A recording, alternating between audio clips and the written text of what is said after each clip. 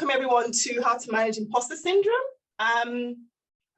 So basically today we are going to be going through sort of learning about imposter syndrome and sort of our own, I'll be sharing some of my experiences of imposter syndrome. And also I'm hoping this is an opportunity for us to sort of engage, interact and share, well, for those of you that can share.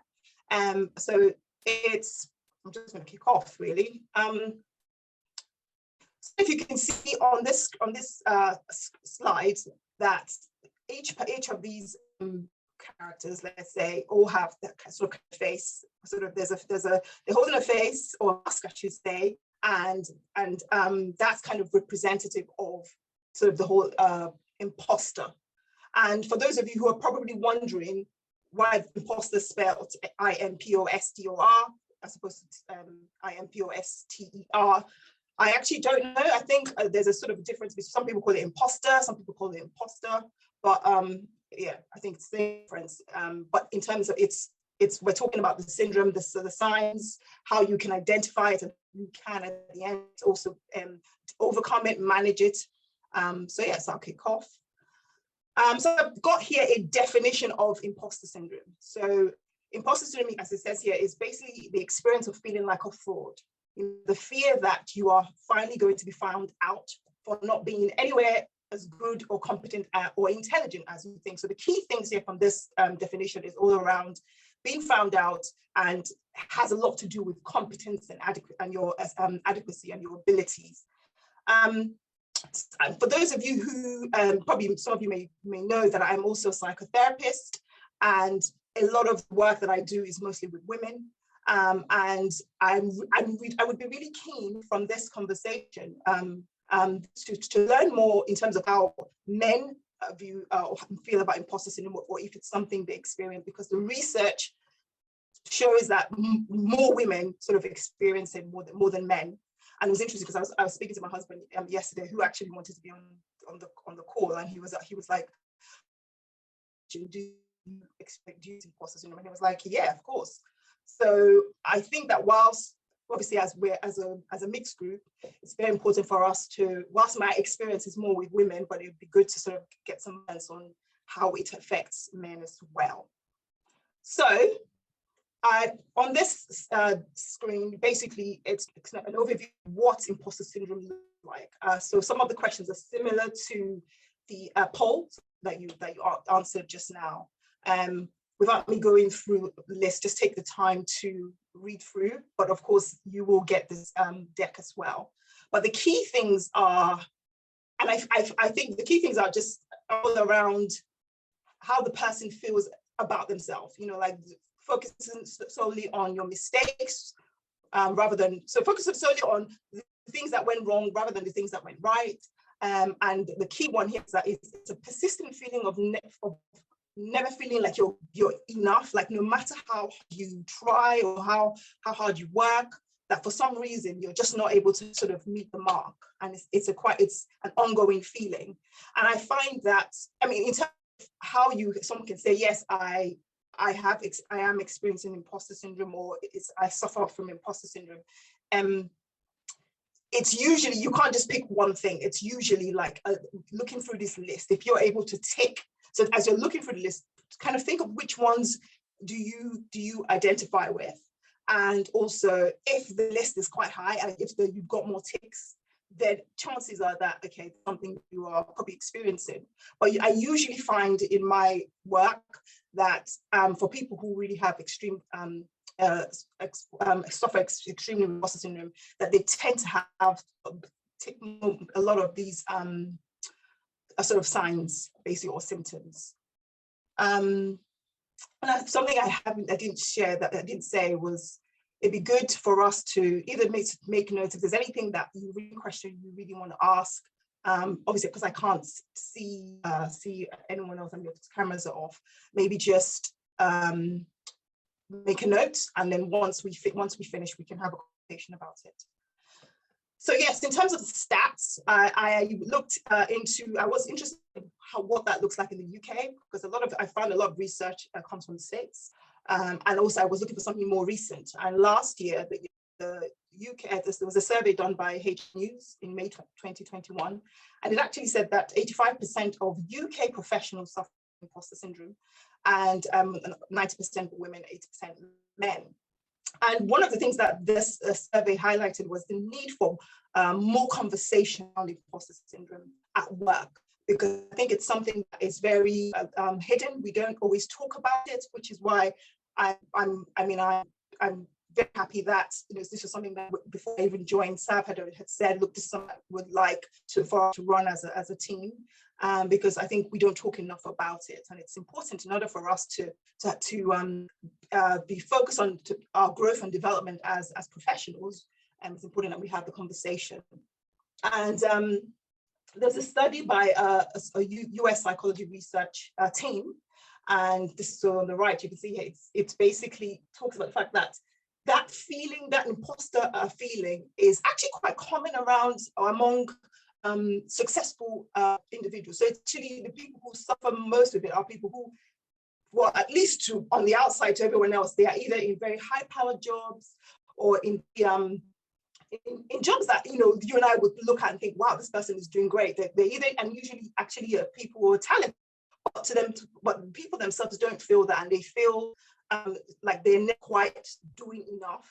And from the research, it was particularly among women, and also people sort of starting on their career, I guess, having left university and then starting off and feeling like they don't know enough, and they're not able to do, and they didn't feel like they was performing as well as they should. Also, from the research, it was worse. The imposter feeling was worse for women from underrepresented racial and ethnic groups. And the general theme that came from this study was that it's mostly the reason why women are more likely to suffer from imposter syndrome, or we experience it more than men. It's really because of this issue of underrepresentation, like where there's certain in the career world, let's say, particularly certain things, there's certain traits and characteristics like brilliance, or being an intellectual, or being someone in a high-powered role. For a lot of women, there's a lack of representation. So, and there tends to be this implicit there's a stereotype that people have internally, that certain characteristics are seen more in men than in women. So there's this idea that a man is more likely to be brilliant than a woman, and people internalize that and struggle with it. But also, as I said, if you're working in a field, or say, for example, you're someone who works in a male-dominated area, and there's not enough of you there, you sometimes can feel that you have to prove yourself, or that you have to be a certain way, and that causes you to feel more imposter feelings than normal. So those were the key things that came up in the research, and again, it points to the fact that we, even as an organization, it's very important that we pay attention to these things. And I will come to that, because if we're not mindful of how we, as a team, we work, and we're able to have these conversations, there's a lot that can be missed. So it's very important that we bear in mind these sort of the biases and the stereotypes and that people carry around about certain roles or certain characteristics. So I'm sharing it. I'm just going to share something like it's of my experience, and also what in a lot of the work that I with women that it comes up a lot in terms of imposter, as to why people, particularly from sort of Black and minority ethnic groups, experience imposter syndrome more. So there's a thing of the Black, we talk about as well as a Black woman and a Black working woman. There's this experience of from a young age, we're told that we have to work twice as hard, because in order for us to be able to get the things what we are deserving of, in order for us to make strides, in order for us to progress within the work environment, there can be no room for failure. And that's something that when you speak to a lot of particularly Black and brown people, or people from minority ethnic groups, that's something that people talk about a lot. You always have to be a step ahead of the game, and there's just no room for failure, and that gets internalized. There's also the need or the sense that to be rejected, the elements of us that you need to reject so that you can avoid discrimination. And that's when we talk about things like code switching and covering. And for those of you who don't know what code switching is when it's a term that was taken from some linguistics sort of arena. Basically, it's a term that people use to describe how you have to assimilate and put yourself forward in a way, like whether it's to do with your appearance, your accent, covering parts of yourself so that you can identify with mainstream. So whether it's how you sound, look, there's a standard that you have to put across, that it may not necessarily be you authentically, but you are wanting to sort of put that across so that you can be accepted. And there's also there's the concept called covering, where basically it's very similar to code switching, where there's been a lot of research done that a lot of people within the work environment cover parts of themselves just so that they can be accepted.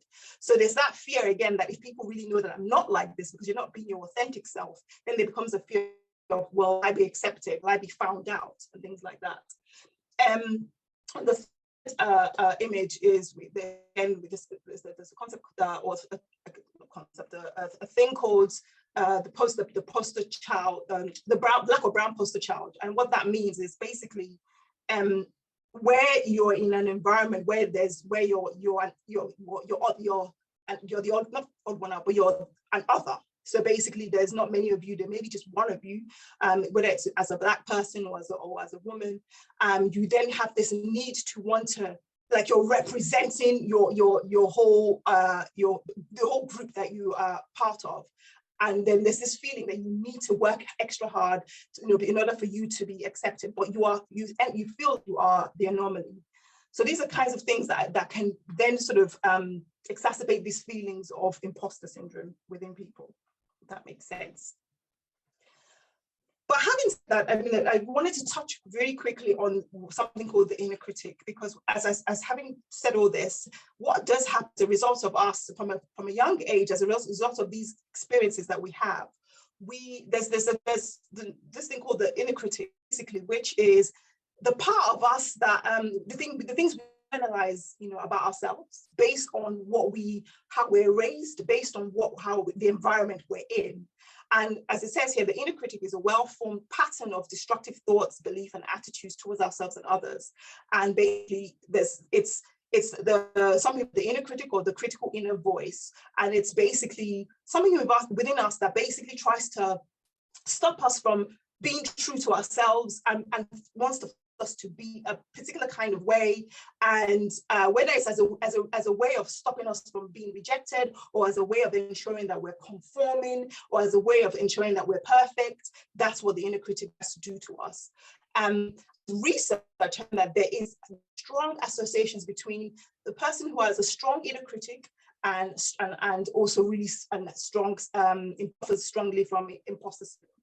So that's why I wanted to bring this in. So it's important to think about from yourself the things that you've internalized way from childhood, and how those scripts and thoughts that you have and thought patterns, how that influences in the workplace, or even how you see yourself and how you feel about yourself, basically. Ooh, sorry. So again, I'm just going to rush. I'm not going to spend too much time on this, but there's a good way to understand if you are someone who has a strong inner critic, or if you're someone who basically thinks realistically. The good way to kind of be able to distinguish between the two is to go through this list. So a person who has a strong inner critic tends to make assumptions about situations and treat them as facts. They don't pay a lot of attention to evidence. It's kind of regardless of the fact that the evidence might be contrary or show otherwise, they tend to have the tendency to lean more towards the negative. There's a lot of black and white thinking or binary thinking. There's a highly critical view of self, whereas someone has a more realistic way of thinking. You're more open-minded, you're more curious about situations, and you're very comfortable within the gray. Things are not black and white. You're very more open towards learning, and you have a calmer disposition. So I brought this in, just, you know, do not for you to understand. Okay, if I'm somebody who struggles with imposter, then do I have a strong critical inner voice? And if you're able to understand that, that can give you some more insight into how you manage imposter syndrome.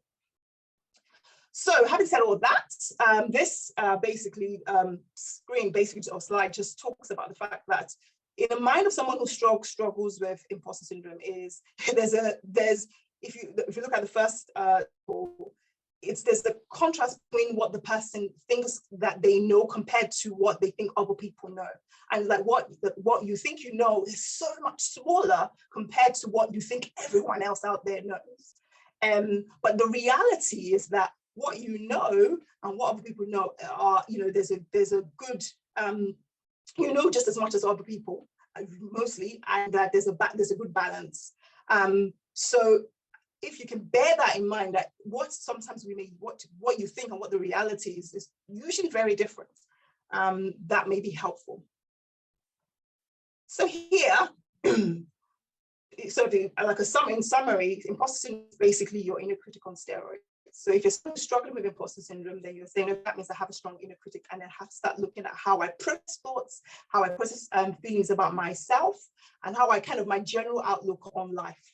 And there's a quote here that really resonates for me. It's by Valerie Young, and it says basically, your notion of what it means to be competent has a powerful impact on how competent you feel. So basically, and that's at the core of imposter feelings. So it's all dependent on what you believe, what your definition of competence. What does being competent mean, or what does intelligent or being capable, what does it actually mean for you? And then this slide, it says this is kind of scripts that we carry about ourselves. So here it says, if I were really intelligent, if I were really capable or competent, then you start to see in these scripts, the common word here is I should. So I should be able to figure out myself. If I were really intelligent, I should know everything in my field. I should excel in everything. So there's always I should, I must, I always, and those are the kinds of scripts that people carry when about people who struggle with imposter syndrome tend to have about themselves. And so bear in mind that it's this thing of I should, and I feel that is a big I always say we must learn, it's very important that we learn to ditch I should thinking, because I should thinking basically is very external of ourselves. So what it means is we're not looking internally at our own resources and capabilities. What we're doing is actually we're comparing. When you say I should, it means you're comparing yourself against a certain standard. I should be able to do it, and it's external. You're not looking at your own natural resources, your own internal resources and capabilities. So I always talk about the fact that instead of thinking of in I should terms, we should be thinking of I could, what within me can I do? So on this, it'd be important, I think, whilst we're talking about I shoulds, this slide deck, this deck basically talks about the fact that there are 5 types of imposter feelings that people have. So I'd really recommend that you read through them and think about which of these you may recognize yourself in. I mean, for some people might think, well, I can't identify with any of these.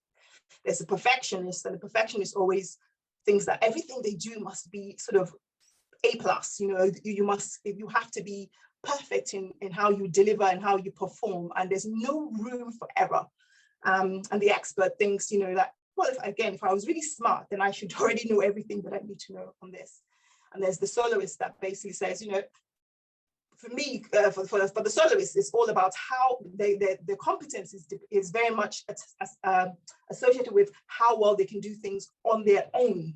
You know, if they've had help or there's support in basically reaching their achievements or in achieving, and then they're not successful. And then there's the superhuman, or some people call it the superwoman or the superman. It's all the competence is all around one's ability to do it easily and well. So there's no learning process. And then the last one's a natural genius, which is basically all around ease and speed. So for me, in terms of my own my experience of imposter syndrome, I would say that mine is around the experts.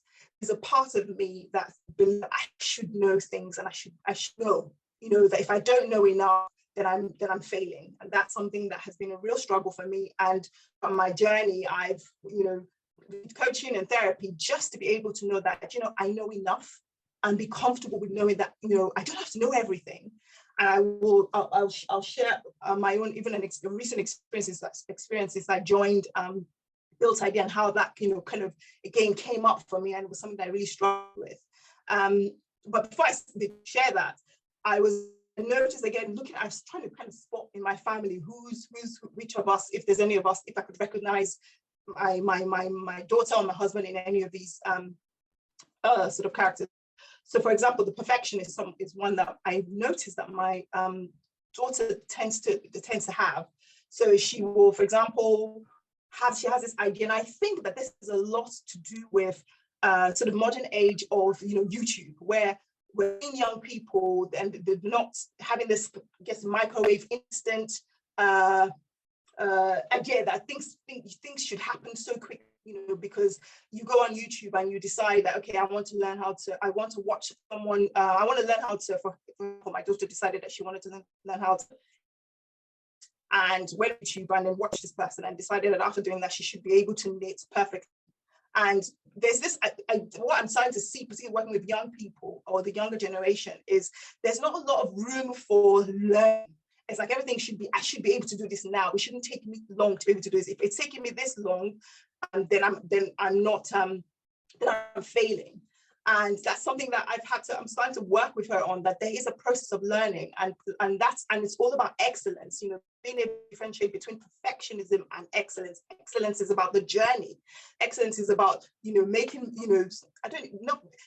there's no such thing, I tend to say there's no such thing as mistakes. It's the learning. Whatever you're not doing is because you don't know it, and there's an opportunity to learn. But whilst I've been spending time doing that work with her, it's again making me actually look at myself and think about, well, whilst I may not seem to be the perfectionist, but again, there's a strong link between the perfectionist and expert, because the expert is saying I need to be perfect by knowing everything. So I'd really encourage you to read this and just kind of, looking at these 5 traits, which do you see, which do you recognize yourself in? And yeah, I think that would be helpful. So coming towards the end, I think all I would say is that I've been having loads of conversation. I had a conversation with a friend, and when we did a webinar on imposter syndrome for Black women, and one of the things that we talked about was the idea of really embracing the brutalness of your humanity. And I don't even know if brutalness, if that's actually a word, but actually I think it is. But it's actually, there's something quite difficult for us as people embracing our humanity. And it's so important, because human beings, we're not perfect. We weren't wired to be perfect, because if we were perfect, then there would be no need to learn. But a lot of times I find, even for myself, it's very difficult for us to just be comfortable and to sit with the fact that I'm human. And because I'm human, I make mistakes, I don't know everything, and there's opportunity for growth and learning. And it's also about having the courage to have hard conversations, like this conversation. And I think within the working environment, it's so important that we start to talk about imposter syndrome, because if we identify it in ourselves, but also with our colleagues, and then we can start to really deconstruct it, and then and really help people to overcome it and help ourselves. It's important that we make room for error, and like my friend said, it's about breaking the intolerability of error. For this friend that I was talking about, she talks about how for her showing up in the workplace, she needed to just be perfect, because anything other than that was actually physically painful, emotionally painful for her. And the minute she learned to do this, it was a game changer. I'm not going to read through everything, but I think there's an importance for us to break the silence, because when you talk about it and you share it with others, you realize you're not the only one, and there is power in recognizing that you're not the only one through it, and that it's a shared experience. And as and it says here, shame thrives in silence. The more we don't talk about it, the more shame we are filled with shame, and the more we feel worse, and the more, and actually that even affects how we perform our work. And of course, it's important that we as a team, we're able to, we are advocates of excellence, and not perfection, and also that we are supportive of one another as well. And it's important that we're real, because we're not, there are things we don't know. And I think that was what I was going to share about my own experience was when I joined Built ID. I don't actually, maybe it might be helpful. I'll share that when we're all talking, because otherwise it's a bit more helpful. Yeah, and a key thing also here is basically, literally, I would say, get comfortable with praising yourself for your efforts and successes. Something that I practice that I really am a huge advocate of is doing things like, when you have it, like the things that you do well, write them down. I think sometimes in some cultures, particularly, we are not always comfortable with bigging ourselves up, but actually you should big yourself up. Give yourself a little pat on the back, like, well done. And I do that. I like, well done, Oby, you well. And it's not, when I say well done, it's not based on how perfect I did something, actually how I showed up. How, because for me, that's bravery. Even if I don't get things right, I'm able to own it. I'm able to say to myself, well, this is a learning experience, and celebrate my learning, not so much my achievements in terms of, oh, I've done this and this, but my learning and my growth. And also be very aware of what your good strengths. And I talk about the fact that it's important for you to own your strengths and run with them and let your strengths shine forth. But if you're, at the same time, it's important for you what your weaknesses are. And I think when we spend more time trying to correct or trying to enhance our weaknesses, make our weaknesses to kill our weaknesses, and less time just actually owning the fact that this is what I'm strong at, I'm good at, and this is what I can run with, so that you can either delegate the areas that you're not necessarily good at, or seek help and support with. So it's very important that we know our areas of strength. And also even setting boundaries again for yourself, to avoid overworking and pushing yourself too hard. It's important that you set yourself limits. And lastly, I'll just say, just remember that no one is perfect. You're not perfect, and this is all a learning experience. And we're at the end.